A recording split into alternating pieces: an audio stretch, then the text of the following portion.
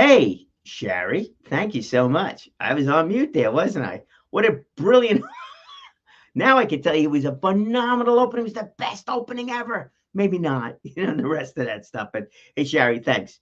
Yeah, so we're talking about here nonprofit, raising money. And there you go, Sherry. Kleinman happens to be one of those folks raising money with the Crohn's and Colitis Foundation. And it was some of the conversations, Sherry, you should know.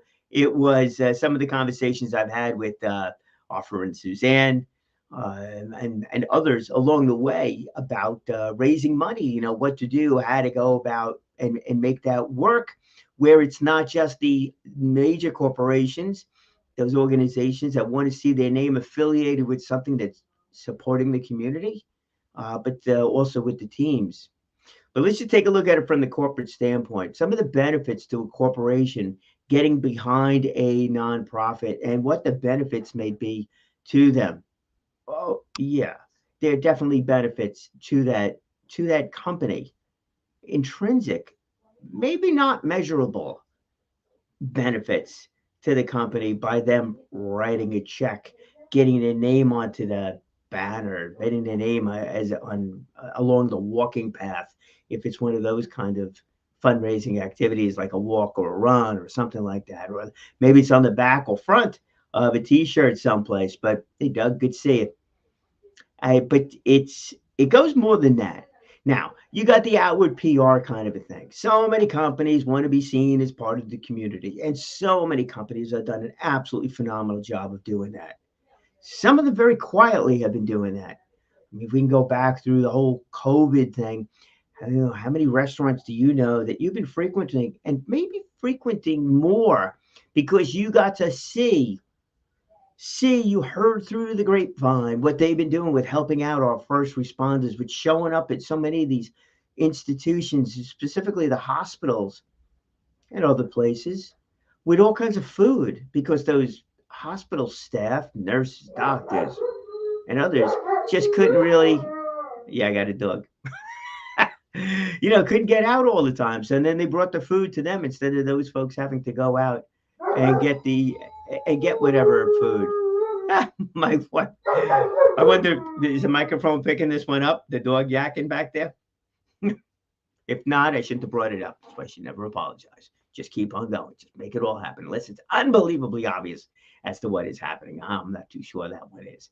But so I wonder, are you frequenting those restaurants and other food places that are supporting the community in different ways?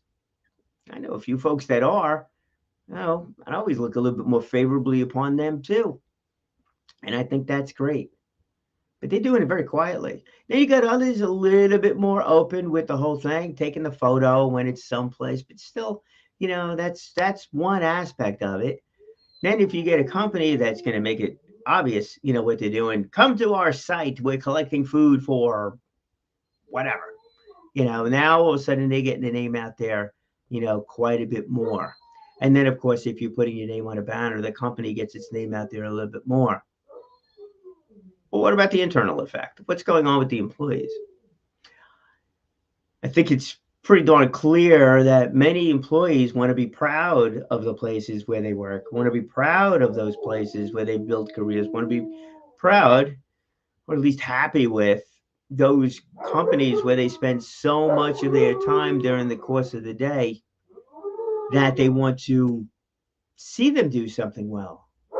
Well, this is a great way of showing your employees that you care about your employees. And a way to take that a step further would be to allow the employees of the company to decide upon which nonprofit, which charity, which fundraising event that they want to get behind. And some of them are absolutely fun to do. Some of them could be a walk, could be a run. Another group out there had a chicken wing eating contest, which I wish I was able to attend that one. That sounds like a fun time. At least eating the chicken wing. Huh? I don't know about the recoup time that goes along with it, but boy, that could be a whole lot of fun. Or perhaps it's spending a day at one of these home building places, Habitat for Humanity, where you bring your employees out over there. Let the employees choose which ones they want to go to. And if your employees are that enthusiastic about it, well, there's a couple of things that can be done. You could have an internal food drive. That's a nice thing. You could have folks that want to chip in a little bit of money. Maybe the company wants to match those gifts. Hey, that's a nice thing of doing. Or maybe it's creating a team.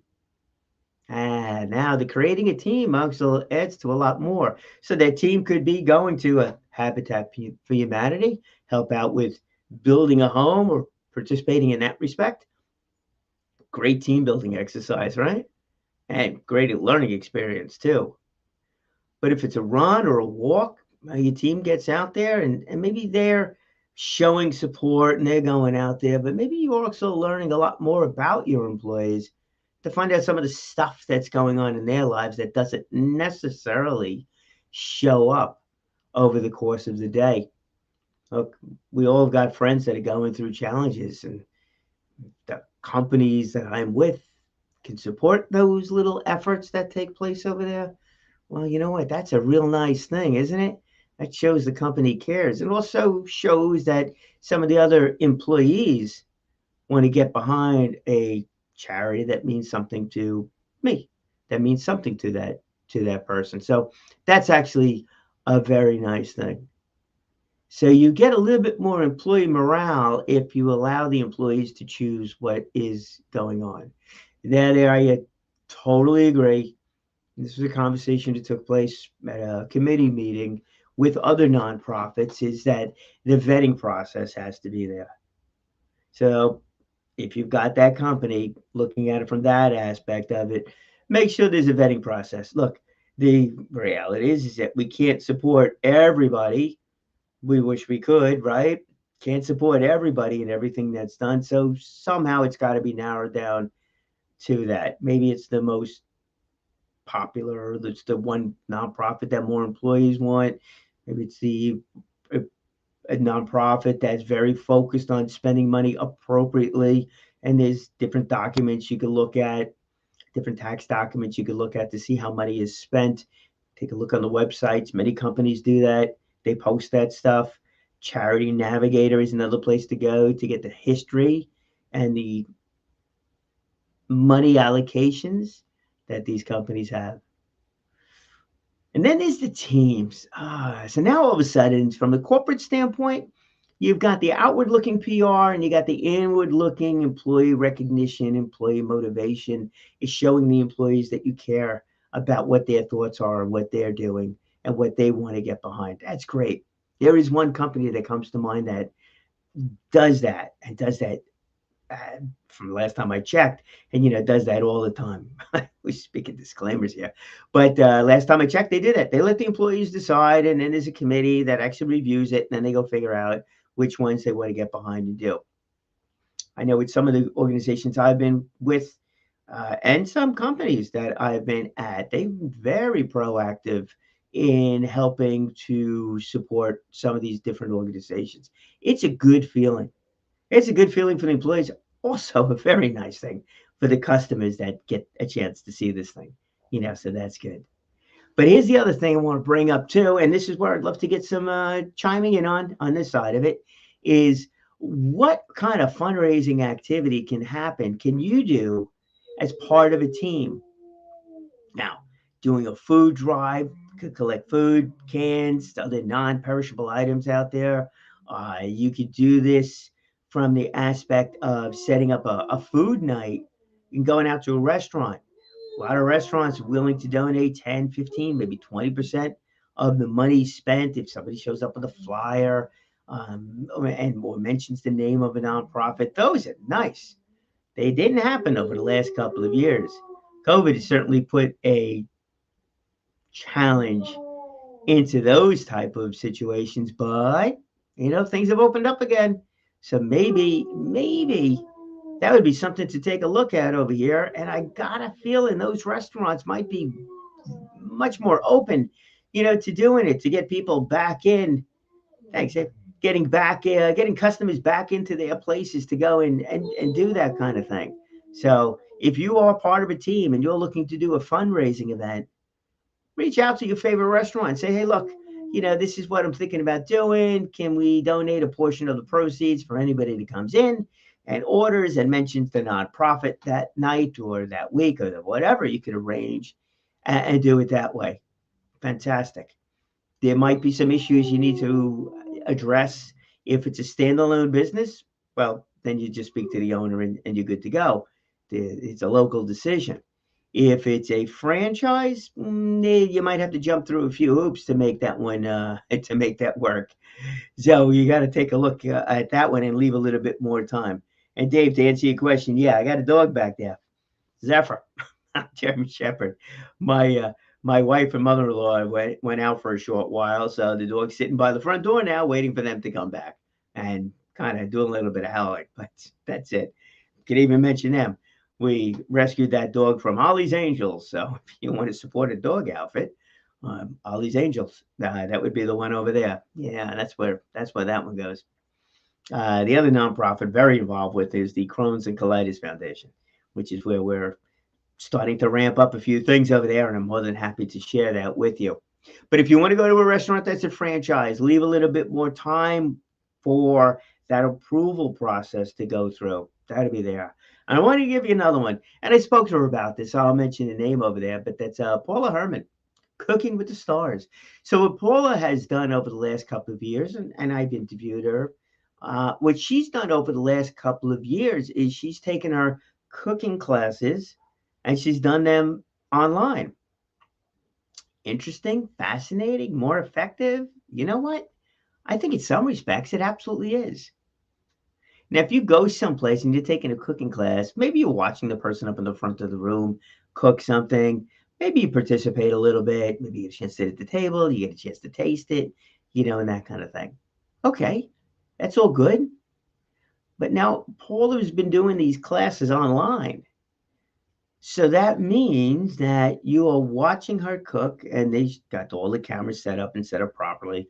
Her husband, Michael, did a phenomenal job setting up their studio so you could see, really, truly see what's going on. It's totally interactive. But here's the difference there, and I think this is a great fundraising opportunity. So the difference there is that you sign up, you pay for it, portion of the money goes to the nonprofit, portion goes back to her for leading the effort on that class. Oh, good. And then the list of ingredients, you're going to be sent that list of ingredients. So you're going to know what she's cooking because it's not her cooking, just her cooking. It's you cooking too. So now you get a chance to cook along with, maybe you should change the name of that website, Cooking Along with the Star. And that is, so you're making your own food too. So that's kind of cool. And she's been doing that with many organizations. She just did that, recently completed one with the Marty Lyons Foundation. She's also done it for the special needs community, which I think is really special too, because she, yeah, that's right, Doug. Absolutely. Because now if somebody's got different things that they can do, can't do, you've got the assistance of somebody there doing with them. So that side of it's great.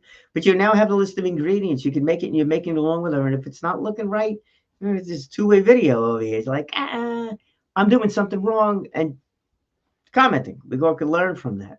But now you're making the meal. That's kind of cool. I think that aspect of it, is really good too. So it's a matter of, really learning what to do, not just seeing somebody else do it, learning what to do. But that's another interesting food-related fundraising idea. And the food, of course, could be curtailed to whatever that group's needs are and cooking abilities are. And so that's kind of interesting over there. So you got a couple of different ways to go with the food. I know there's been a number of other organizations that have done things. Paint night, is a big deal. Somebody could come to the house or do it online or inside of a studio. So there's a bunch of paint night ideas that are possible. Let's see, was another one. Another one was making plaques. There was a place in Comac that you went there. Now, again, you could go there, these places. I'm sure they'd be so thrilled to have people come in. But you made a plaque, piece of wood. You get to put a name on there or whatever saying you want on there, stain it and stuff like that. And you walked away with something. But you walked away with more than a plaque. You walked away with a great memory, a fun time, chance to do something a little bit different. How cool, how truly interesting and fun, that side of it can be. And obviously, there's the bike rides and stuff like that. Bike rides can be good. Just make sure you do that for the right organization. There was one that I was involved with, and we did a bike ride, but the bike ride was to raise money for an organization that were in a weakened condition by the disease they had. So they're not doing a long bike ride. So I think that was a miss. The ride was fun for those that ride bikes, and that's what happened. The bicycle riders came out and they rode. They paid their entry fee, but they never raised any money. So it didn't serve the purpose, in that respect. But we did get the application fee that came through. There was a couple of dollars that got donated, but from an organization standpoint, that was a lot of work. That was an awful lot of work to put that together. There was a 65-mile bike ride to get all the permits, the rest areas, the food coordinated, the porta potties. Got to have porta potties and have that spread out over such a large area. And it was a long amount of time because you're not doing a 65-mile ride in 2 hours. You got to account for the fact that there's a lot of folks going out there and to see if they can complete 65 hours. And some did, some don't. Some just decided not to complete it. Got one of those stories. So for that one, I rode sweep. I was the last one to go. And my role was to bring along the phone, and if anybody had a problem, to call for support, to have a flat tire fixed or anything like that. So I rode as slow as the slowest rider. And it was a long day doing that. Also had a couple decide, you know what? They wanted to stop at a restaurant, not to go to the bathroom, not to grab a snack and get back on the bike, but they wanted to stop for lunch. It was like, just to go show you. So sometimes those long bike rides don't really work out unless it fits in with the nonprofit that you're doing. But those that are doing the shorter walks, like the Crohn's and Colitis Foundation, it's not so much about walking some large distance for that walk day. It's about going out, short walk and meeting everybody and getting the supporting teams down there, seeing how they're doing the fundraising, how they did the fundraising. I know that's always fun listening to those stories. So if you're involved with the Crohn's and Colitis Foundation, there is a Facebook page that is set up for the teams to exchange different ideas about how to raise money. And that's why that was the top of the mind on this one. So I wanted to do that. Angela's House. Yeah, Angela's House is a great one too. Great organization out there. I'm glad they've used Paula and they do golf outings and things like that to raise money. And the Crohn's Foundation has a couple of other different fundraising things there too. But it's that team. It's really the focus, on here. And I'd love to get different ideas from you on the teams, how teams could raise money for their nonprofit. So the paint night, the cooking nights, going out to a restaurant, could be a bowling night or something like that. 50-50 raffles are always something. Used to do comedy nights. Comedy nights is still something that certainly can be done. There are organizations out there that do that. Comedy to Go, my friend Keith, still doing those. He's definitely doing those things. There's a lot of fun with them, too. It's an awful lot of fun. And the topic in comics can be curtailed to the organization, depending upon their focus and let's call it language appropriateness as that happens. Done a lot of those things. Man, that is a great experience to go and do. But just think about the possibilities that are there. There are plenty of them, plenty of them. And it is a benefit to the corporation. No matter how you cut it, it's a benefit to the company when they're listening and interacting with the employees on a personal level, not just on a business level, not just what did we produce today or what did we sell today. There's much more that goes into that to making a company a very successful company. Definitely comes down to the employees and how that whole team approach goes. Without a doubt, it is.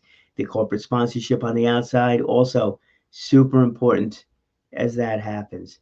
And then the teams, and it's a lot of fun. It's a lot of fun working with those teams.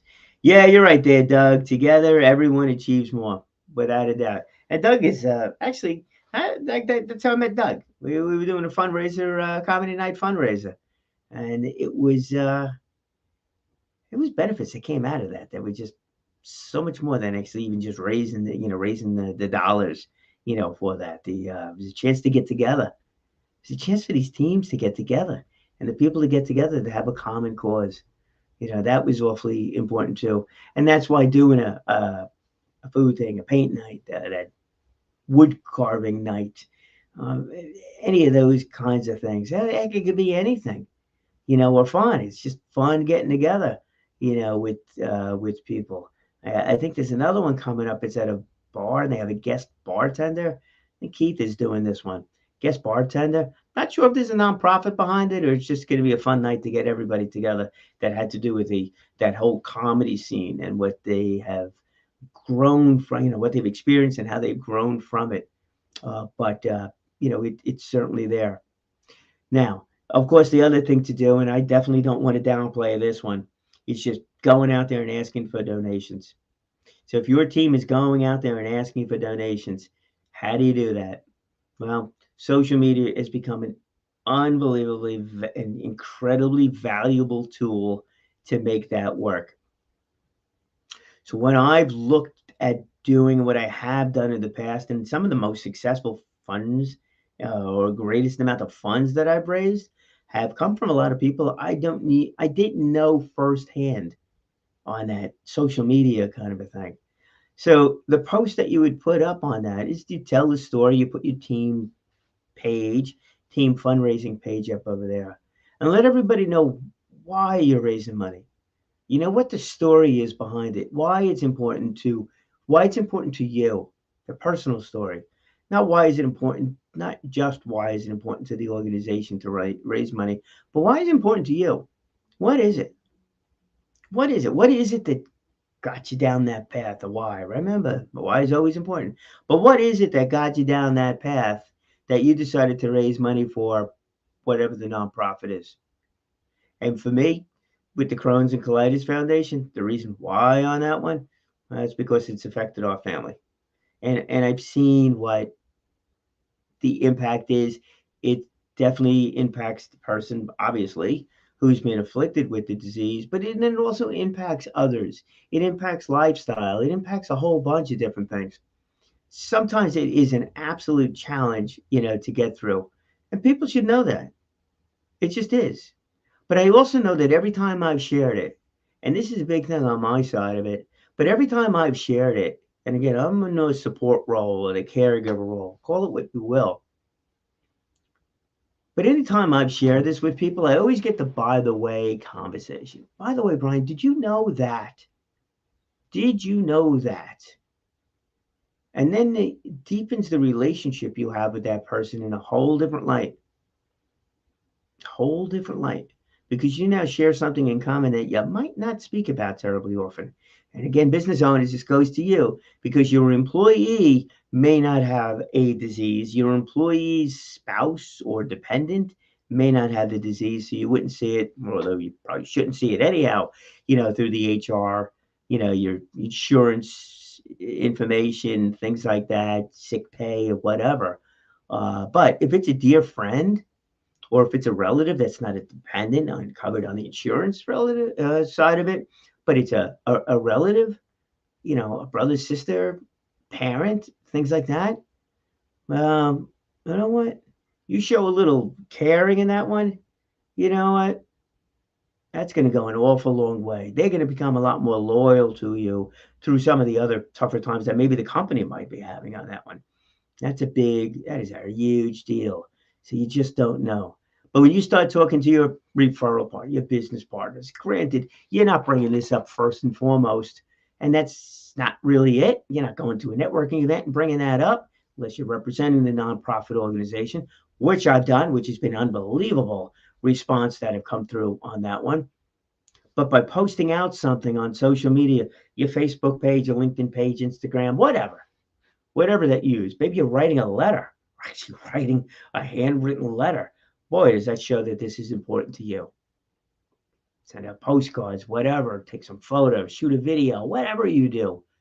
You start sharing that story, well, you're going to get a lot of your own, by the way, conversations that come up where people say, Brian, I didn't know, but I got that same kind of thing. You know what? I'd be happy to support your effort over here, make a donation. That would be one way of doing it. The other way of doing it is for them to share your story. And again, that was how I wound up raising more money than I ever did at any prior engagement. My story about why I was raising money and how important it was to that organization, also about raising money, that got shared out. So when I took a look to see where those donations came from, I was floored. I didn't know. I just assumed, right, you're going to raise money, hit up family and friends. Hey, I'm doing this, can you donate? You remember those days donating 10 cents a mile or $1 a mile, whatever it was, you did these things. We're not raising money that way. It's just flat out donations. But I didn't recognize so many of those names. I didn't even know who to thank, except for thank the world for doing that thing. And the last thing too is those in-kind donations. Maybe sometimes that's it. You're a social media person. You want to help out a nonprofit, don't want to make or can't make a dollar donation. Lend your services. I'm sure they appreciate that. And then, of course, at these walks and that Crohn's walk, we'll have vendors. That's another way of getting down there and doing that. So here's the actionable side of it, and then we're going to end it over here. But is that if you have any fundraising ideas that you think it'd be good for our efforts with the Crohn's walk, by all means share it. But all those fundraising, team building ideas, all the rest of that stuff, hey, you want to know, that could be shared with everybody. So we'll put it over here for all to see. Vendors, pick and choose which groups, organizations, walks you are appropriate to go to. Some may be more appropriate than others, but you got to pick and choose. And it's not everybody at these walks or got that disease. It's a lot of the support team that are there in support of that person that's got the disease. So it's not as clear cut from a vendor standpoint as to who would be appropriate to attend or not. But you do want to ask, you do want to see how many people are attending and how it's set up and what kind of dollar donation is going to go back to the organization to make that work. There are tons of things. And look, I'm very glad that the warmer weather is coming up. I'm very glad that we're talking about doing walks again and getting everybody together again and looking at different fundraising ideas, not just everything done virtual. But I love the idea of doing that digital online format with some different things. I don't think I'm going bowling with somebody in a digital format, but hey, that online gaming and all the rest of that stuff, boy, has that become unbelievably popular. Maybe there's something there too. Online cooking. Hey, there is something there too. And I think so, because now you're making the meal. You're not just watching. You're doing it yourself in your own kitchen. There's something there too. And getting together with groups of people that are not geographically close, well, that's another important thing too. So take a look. Keep an open mind as to what is appropriate to do, what's not appropriate to do, what you can do, what you can't do, and those ideas that you have. And if you want to support the nonprofit community, well, just by sharing an idea, that is one way of absolutely doing that. So, hey guys, thanks, ladies. Thank you so much for joining in over here. Shari, I definitely see it. That one, Doug, always a pleasure. David, thank you. And yep, it's Ollie's Angels for the dog side of things. So, that's an appropriate one too. They haven't gotten together either for a while. So hopefully that comes to be again. And Mike, you tend to be doing to cancer research fundraisers. You know what? I think that's great. It's always great to raise money. It always is terrible with some of the reasons why. Sorry to hear that cancer's been touched by your family. Hell, you want something?